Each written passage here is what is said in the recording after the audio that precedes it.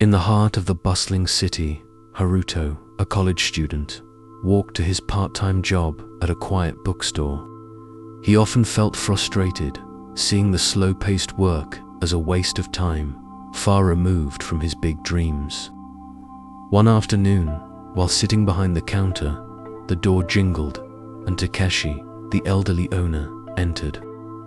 He was a quiet man, mostly distant, but today he approached Haruto with a smile that made him pause from his textbook.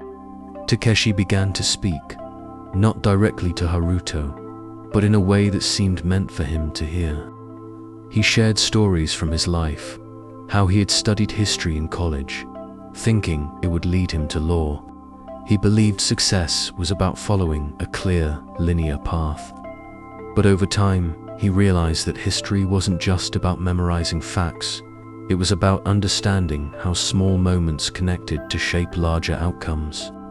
That was the first lesson. Everything was connected.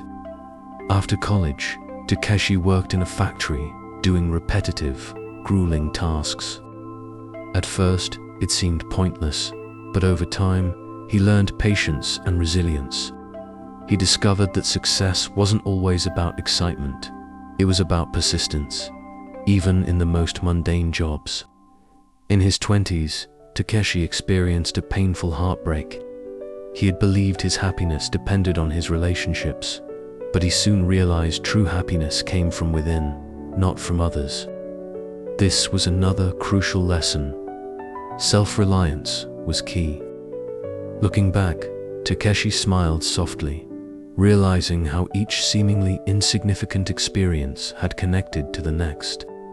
His college studies had taught him to see the bigger picture.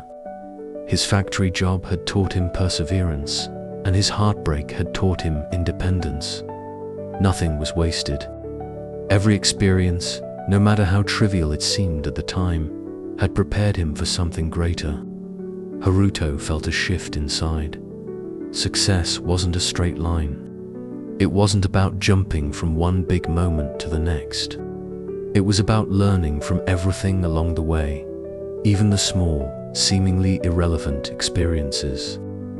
As Takeshi turned to continue organizing the shelves, Haruto sat quietly, reflecting on what he'd heard.